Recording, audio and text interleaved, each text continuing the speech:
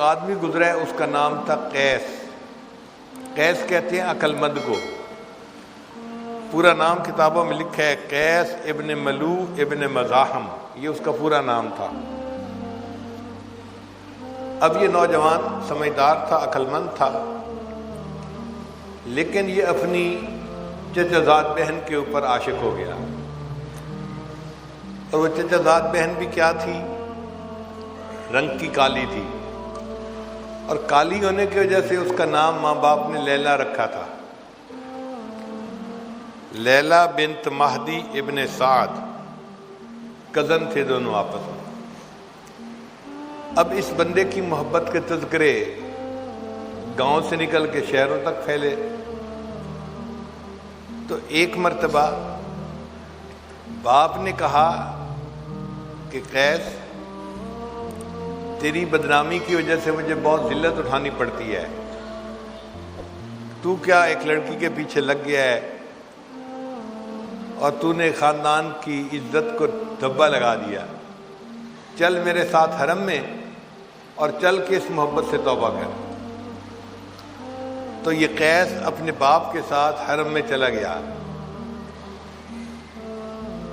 بیت اللہ کے پاس پہنچ کے والد نے کہا کہ توبہ کر اس محبت سے، تو اس نے غلاف کعبہ کو پکڑ کے ایک شعر پڑھا،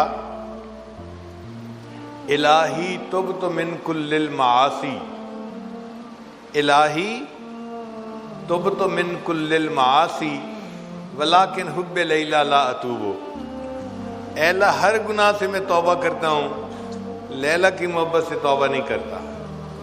اب جب اس نے یہ الفاظ کہے تو اس کے والد نے غصے سے اس کی طرف دیکھا، یہ کیا بدتمیزی ہے، میں لے کے آیا ہوں کہ توبہ کر اور یہ کہتا ہے کہ ولیکن حب لیلا لا اتوب۔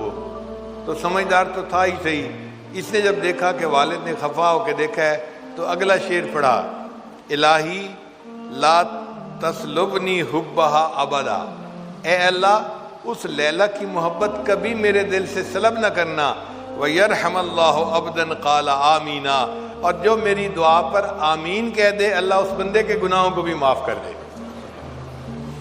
یعنی اگر میرے ابو آمین کہہ دیں تو اللہ میرے ابو کی بھی مغفرت فرما دے۔ تو یہ ایسا پاگل تھا اس محبت میں۔ جب سیدنا حسن رضی اللہ تعالیٰ عنہ نے سیدنا امیر معاویہ رضی اللہ عنہ سے صلح کر لی اور حکومت کے معاملے میں ان کے حق میں دستبردار ہو گئے، تو حسن رضی اللہ عنہ بہت خوش تھے کہ میں نے حکومت ان کے سپرد کر دی جو اس کے زیادہ اہل تھے۔ ایک دفعہ جا رہے تھے مکہ مکرمہ میں تو قیس صاحب آگے سے مل گئے، تو حسن رضی اللہ عنہ نے روکا، قیس کیا حال ہے، کہاں جا رہے ہو؟ دیکھو میں نے کتنا اچھا کیا، حکومت دن کو سجتی تھی، میں نے حکومت ان کے حوالے کر دی اور خود میں ایک طرف ہو گیا ہوں۔ تو قیس خاموش کھڑا سن رہا ہے، تو حسن رضی اللہ عنہ نے فرمایا چپ کیوں کھڑا ہے، کوئی جواب نہیں دیتا؟ کہنے لگا جی کہ میں سوچ رہا ہوں حکومت تو لیلا کو سجتی ہے۔ انہوں نے فرمایا انت مجنون، تو مجنون ہے۔ اس کے بعد اس کا نام قیس کی بجائے مجنون ہو گیا کہ یہ پاگل تھا اس کے پیچھے۔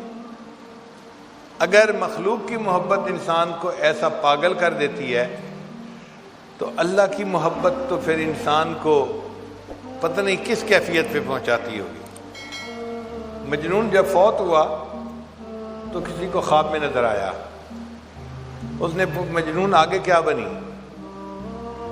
کہنے لگا کہ اللہ نے میری مغفرت فرما دی اور مجھے فرمایا کہ میں نے تجھے نمونے کے طور پہ رکھ لیا ہے، میں قیامت کے دن اپنے سے محبت کرنے والوں کو تیرا نمونہ پیش کروں گا کہ دیکھو اگر مخلوق کی محبت میں یہ بندہ اتنا پاگل ہو سکتا ہے، اے میرے بندوں کلمہ پڑھنے والوں تم نے مجھ سے محبت کیوں نہ ایسی کی۔ مولانا روم رحمۃ اللہ علیہ فرماتے ہیں عشق مولا کہ کمز لیلا بود، گوئے گشتن بہرے او اولا بود، کہ لوگوں کیا مولا کا عشق لیلا کے عشق سے بھی کیا گزرا ہے کہ مجنون تو لیلا سے اتنی محبت کرے اور ہم بندے ہو کے اپنے اللہ سے محبت نہیں کر پاتے۔ ایک حاکم میں وقت تھا، اس نے لیلا مجنون کی باتیں سنی تو اس کو خیال آیا کہ پتہ نہیں یہ لیلا کتنی حور پری ہوگی کہ مجنو اس کے پیچھے اتنا دیوانہ بنا ہے۔ اس نے پولیس کو کہا کہ لیلا کو میرے سامنے لاؤ، میں دیکھو تو صحیح۔ اب جب لیلا آئی تو وہ تو ایک عام سی لڑکی تھی، کالے رنگ کی۔ تو بادشاہ نے اسے کہا الدگر خوباں تو افزوں نیستی، اے لیلا دوسری خوبصورت عورتوں سے کوئی بڑھ کر تو حسین نہیں ہے، گفت خاموش کیوں تو مجنو نیستی۔ اس نے جواب دیا خاموش رہو اس لیے کہ تیرے پاس مجنو کی آنکھ نہیں ہے، اگر تو مجنو کی آنکھ سے مجھے دیکھتا تو دنیا میں مجھ سے زیادہ خوبصورت تجھے کوئی نظر نہ آتا۔ اللہ بھی ہمیں ایسی آنکھ عطا فرما دے کہ جو ہم اپنے خالق اور مالک کو ایسی محبت کی نظر سے دیکھیں کہ وہ ہمارا محبوب حقیقی بن جائے۔